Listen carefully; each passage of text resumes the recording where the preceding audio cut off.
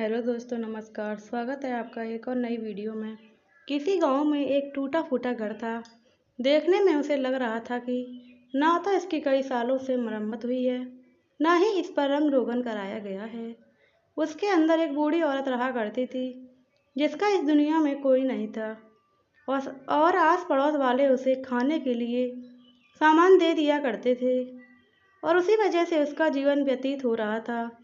तभी एक दिन दरवाजे पर एक बहुत बड़ी कार आकर रुकती है, और उस कार में से एक जवान लड़का निकलता है, जिसने अच्छे से कपड़े पहने हुए थे, और सीधा उस घर के अंदर चला जाता है।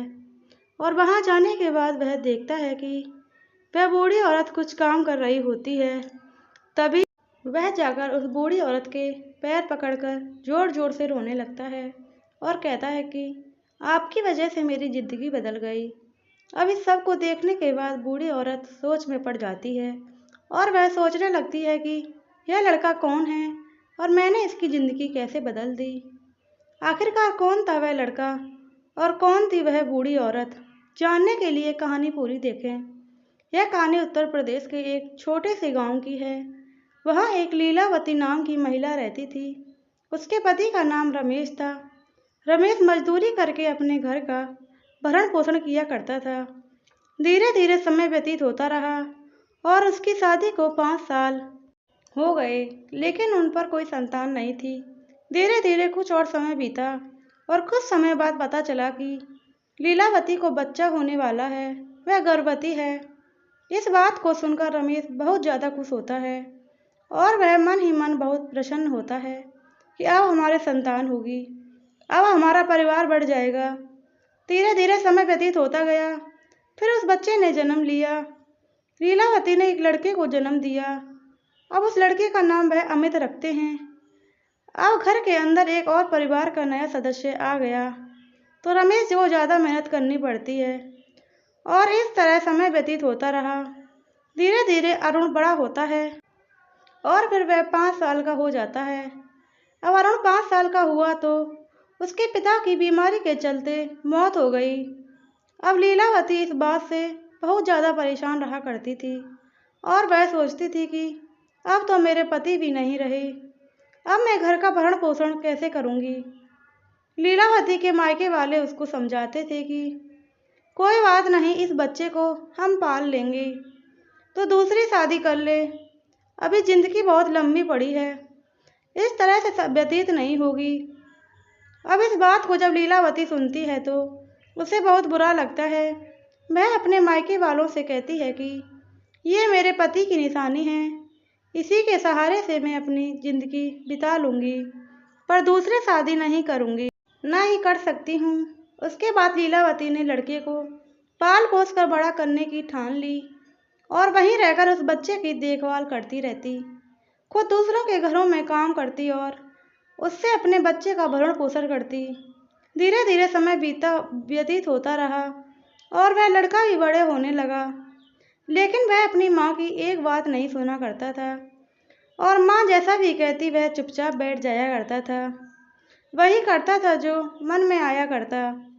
धीरे धीरे लड़का 15 साल का हो गया, और जैसे ही वो लड़का 15 साल का होता है, वह अपने दोस्तों के साथ ज़्यादा घूमने लगता है, और उनके ही साथ रहता है।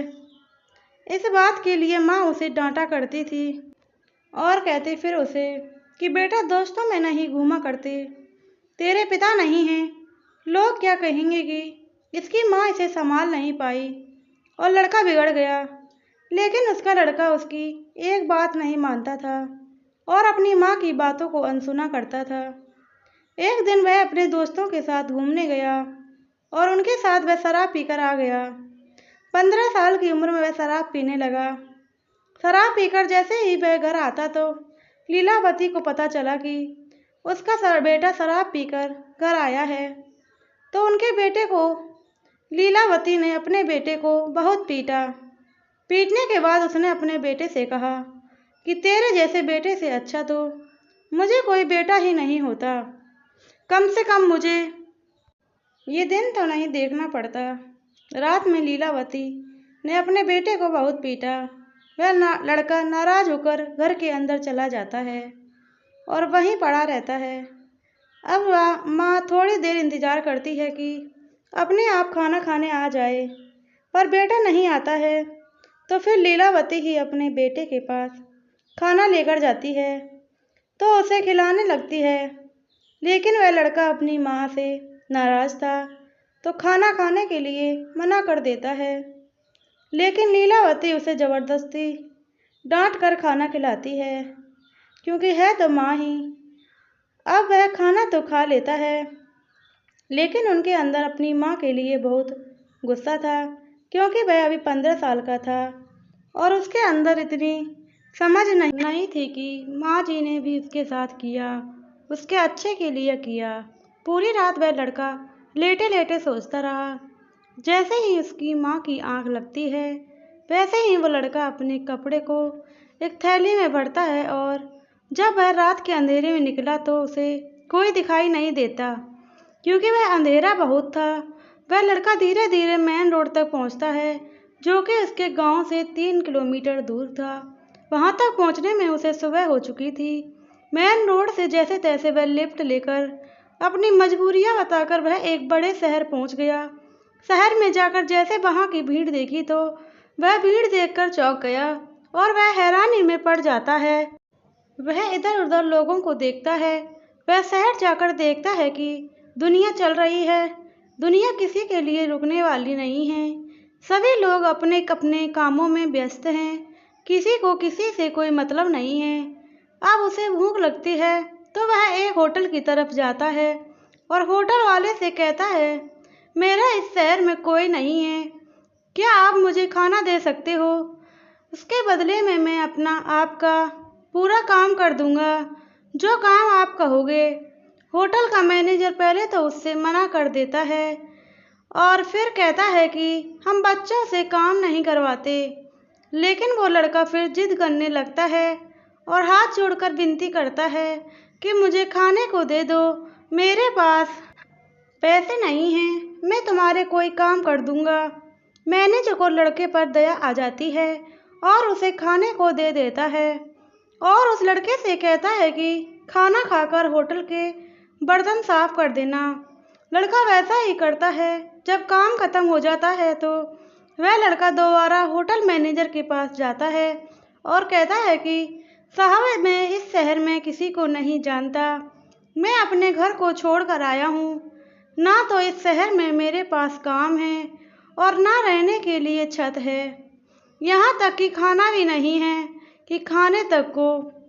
अगर आपकी आज्ञा हो तो मैं इसी होटल में काम कर लूँ। दिन में काम करके शाम को यहीं सो जाया करूँगा। मैनेजर ने सोचा कि फ्री में नौकर मिल रहा है, रख ही लेता हूँ। और फिर मैनेजर लड़के से कहता है कि तुम हमारा काम करना, हम बदले में खाना और सोने व रहने के लिए छत दे देंगे, लेकिन काम अच्छे से करना और ईमानदारी से करना। जब अरुण वहाँ रहने लगता है और बहुत मेहनत करता है, अपनी जिम्मेदारी को बखूबी निभाता है। जब भी मैनेजर उसे जिम्मेदारी से काम करते देखता तो मैनेजर को बड़ा अच्छा लगता।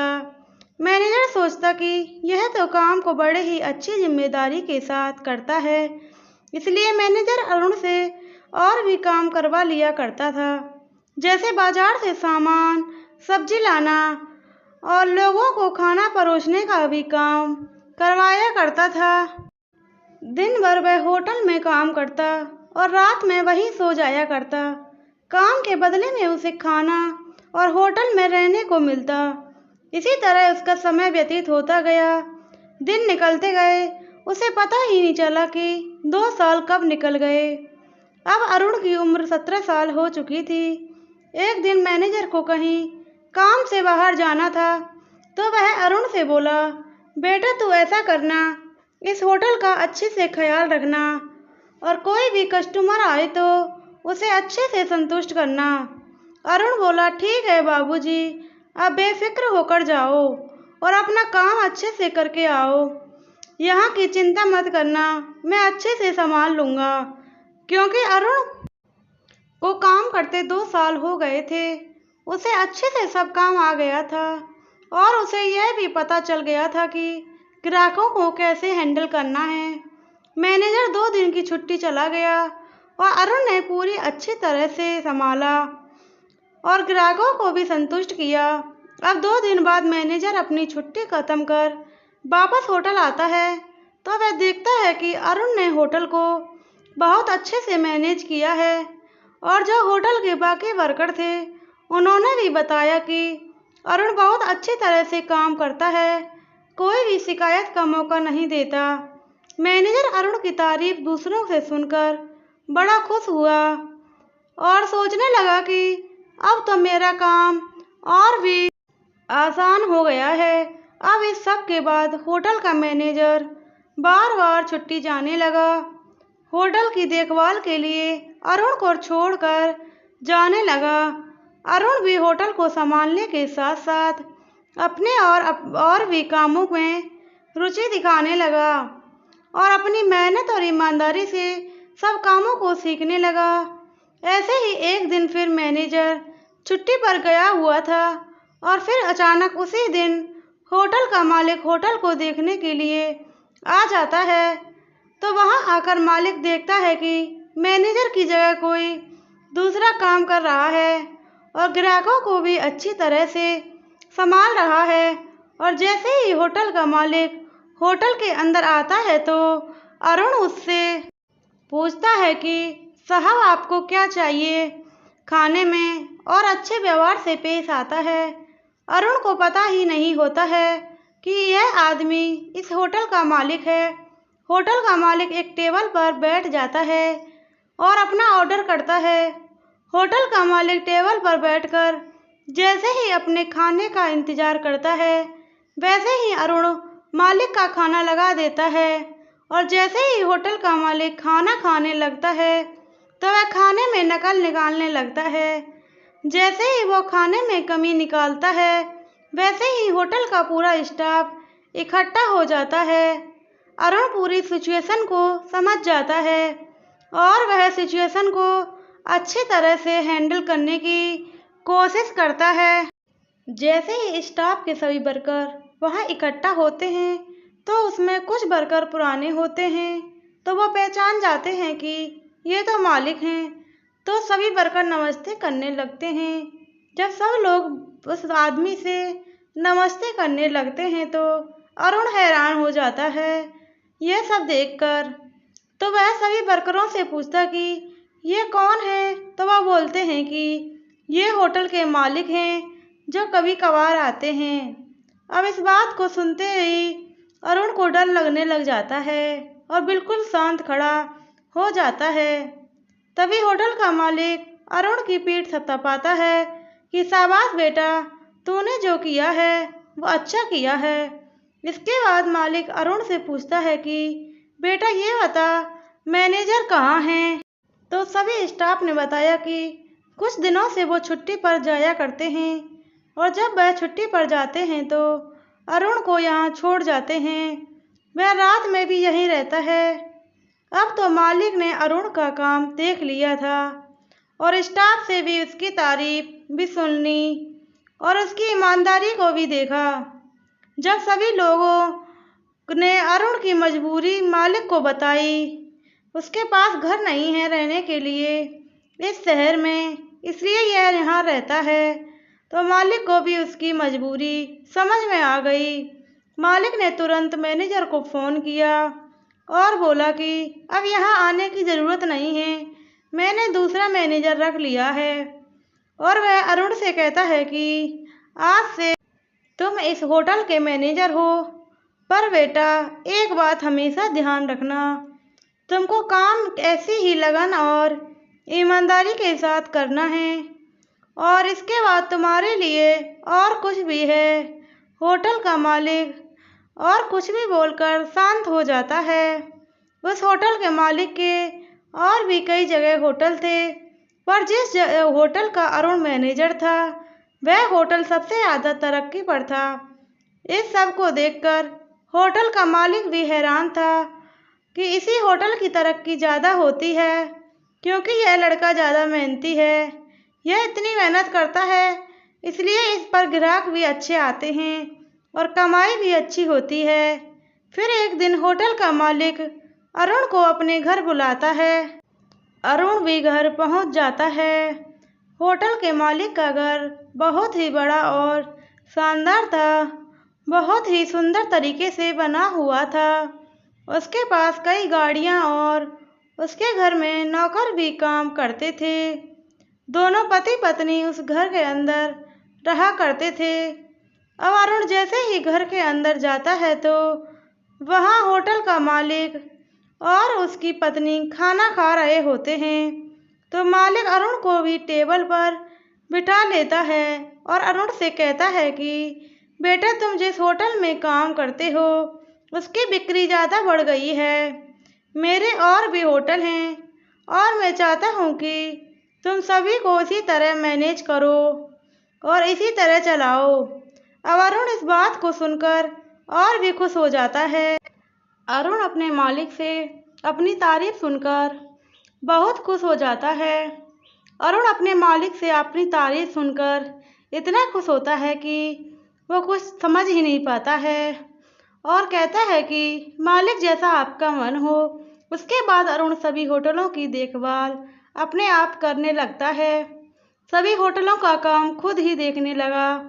चाहे होटल में नया वर्कर रखना हो, क्या होटल में कोई नया काम करना हो, सारा कुछ अरुण ही देखता था। धीरे धीरे समय व्यतीत होता गया। अब अरुण भी 22 साल का हो गया। जब वह बड़ा हुआ तो वह मालिक के घर जाने आने लगा, क्योंकि उसको हिसाब किताब देखना होता था और जो पैसे होटल से आते थे उसका हिसाब किताब मालिक को देना होता था और उनको सब कुछ समझाना होता था। जब अरुण रेगुलर मालिक के घर जाता तो मालिक और मालकिन भी अरुण को बहुत प्यार करते थे और उसके बहुत अच्छी नज़र से देखते थे। अपने बेटे की तरह प्यार किया करते थे, क्योंकि अरुण बहुत ही अच्छी से सब कुछ मैनेज करता था और मालिक और मालकिन का सम्मान भी करता था। अगर मालिक अरुण को कोई घर का काम बता देता तो अरुण उस काम को बेझिझक किया करता था, जैसे अपने ही घर का काम कर रहा हो। होटल के मालिक के कोई संतान नहीं थी, इसलिए अरुण उनके घर का काम भी कर दिया करता था। इसी तरह समय व्यतीत होता गया और एक दिन होटल का मालिक और उसकी पत्नी बैठकर बातें कर रहे थे कि लड़का बहुत अच्छा है, हमारा पूरा बिजनेस भी यही संभाल रहा है, क्यों ना इसे हम गोद ले लें। लेकिन होटल का मालिक कहता है, नहीं नहीं, अभी टाइम नहीं आया है, जब सही टाइम आएगा तो मैं उसे खुद गोद ले लूँगा।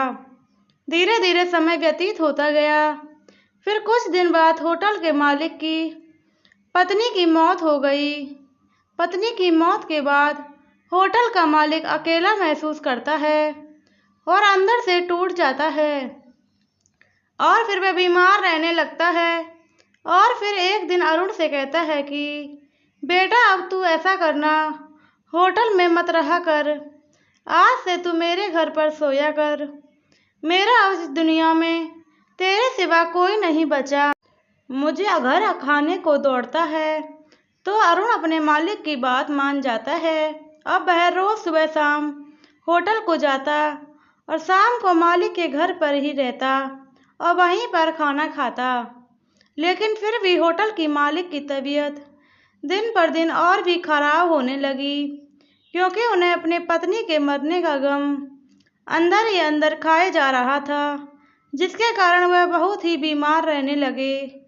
होटल का मालिक का अरुण बहुत ही ध्यान रखा करता था।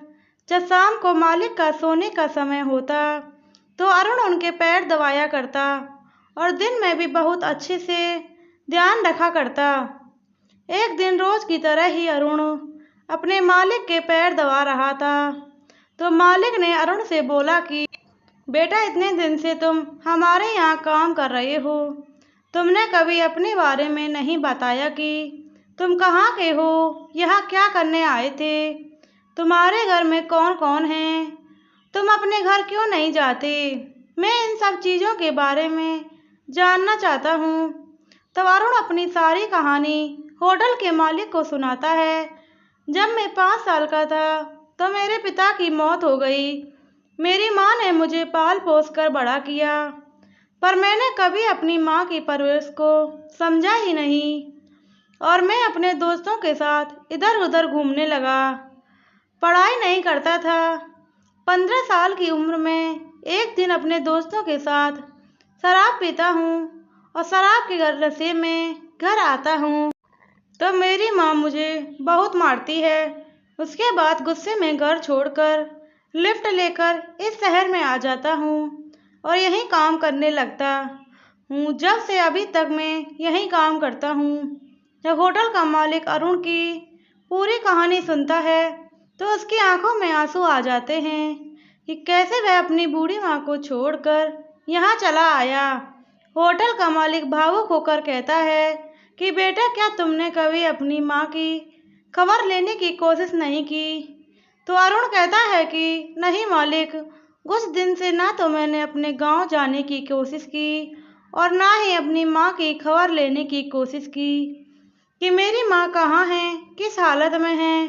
तो मालिक अरुण से कहता है कि बेटा, मेरी कोई संतान नहीं है और ये बात तुम भी अच्छे से जानते हो और मैं भी, कि तुमसे अच्छा ख्याल मेरा कोई नहीं रख सकता। इसलिए मैं ये चाहता हूँ कि मैं अपनी पूरी प्रॉपर्टी तुम्हारे नाम कर दूँ और हम इसी घर में एक साथ रहें सभी। तुम एक बार जाकर गांव से अपनी माँ को यहाँ ले आओ। जैसे ही अरुण अपनी माँ को यहाँ लाने वाली बात सुनता है तो उसके मायूस चेहरे पर खुशियाँ छा जाती हैं। इस बात को सुनकर अरुण एकदम से अपने मालिक को गले लगा लेता है और मालिक से कहता है कि क्या मैं आपको बाबूजी कह सकता हूँ? और यह कहकर अरुण रोने लगता है। मालिक की आंखों में भी आंसू आ गए और बोले कि बेटा, तुम बेशक मुझे बाबूजी बोल सकते हो। दूसरे दिन मालिक अरुण को लेकर तहसील जाता है और अपनी पूरी प्रॉपर्टी अरुण के नाम कर देता है और फिर घर आ जाते हैं। फिर होटल मालिक अरुण से कहता है कि बेटा, मेरी तो तबीयत खराब है, मैं तो तुम्हारे साथ जा नहीं सकता, पर तुम ऐसा करो, इनमें से कोई भी गाड़ी ले जाओ, अपनी माँ को ले आओ। इसके बाद अरुण अच्छे से तैयार होकर गाड़ी लेकर ड्राइवर के साथ अपनी माँ को लेने अपने गांव जाता है और 8-10 घंटे का सफ़र तय करके जैसे ही वो गांव पहुंचता है तो और अपने पुराने घर के सामने खड़ा हो जाता है तो उसे अपने बचपन के दिन याद आ जाते हैं कि उसकी माँ उससे प्यार किया करती थी और मारा करती थी। मैं यहाँ खेला करता था। सब याद करके अरुण की आंखों से आंसू आने लगते हैं। अब जैसे ही अरुण गाड़ी से बाहर निकलता है तो सभी गांव वाले देखकर हैराने हो जाते हैं कि इतनी बड़ी गाड़ी में कौन आया है जो इतने अच्छे से सूट बूट पहने हैं। अरुण गाड़ी से निकल सीधा अपने घर में जाता है। घर की हालत बहुत दयनीय हो चुकी थी। छोटा सा कमरा बना हुआ था, उसकी भी दीवारों की ईंटें बाहर की तरफ निकली हुई थी। घर की हालत दयनीय इतनी हो चुकी कि देखा नहीं जा रहा था। जब वह कमरे के अंदर जाकर देखता है तो उसकी माँ लीलावती कुछ काम करती है। जाते ही अरुण माँ के पैर पकड़ लेता है और कहता है कि अगर आप मेरे साथ ऐसा नहीं करती तो आज मैं इस मुकाम तक नहीं पहुँच पाता। यह सब देखने के बाद लीलावती हैरान हो जाती है कि यह लड़का कौन है और मेरे पैर क्यों पकड़ रहा है। इससे तो मैं कभी नहीं मिली। इसने तो इतने अच्छे कपड़े पहने हैं। क्योंकि लीलावती आज तक दूसरों के रहमो करम पर जिंदा थी। पड़ोसी जो कुछ दे जाते वही खाकर अपना गुजारा किया करती। अगर कभी कोई काम मिल जाता तो पैसे कमाकर अपनी बीमारी का इलाज कराया करती थी। फिर उसके बाद वह अरुण को पैरों से उठाती है और पूछती है कि बेटा, तू कौन है?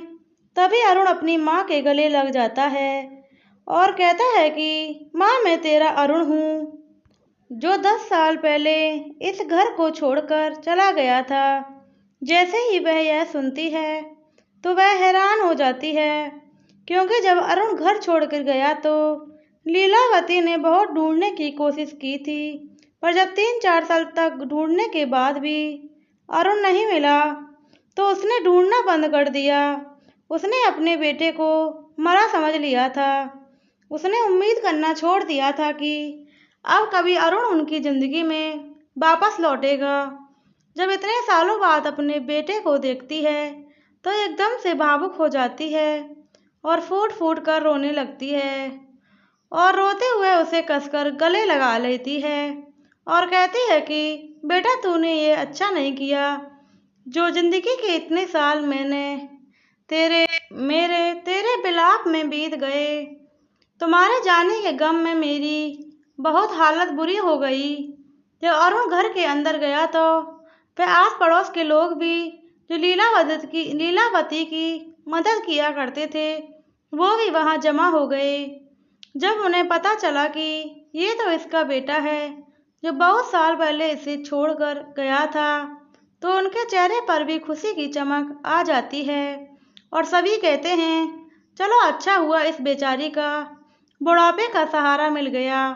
इसके बाद लीलावती अरुण से पूछती है कि बेटा, तू कहाँ चला गया था और इतना बड़ा आदमी कैसे बन गया।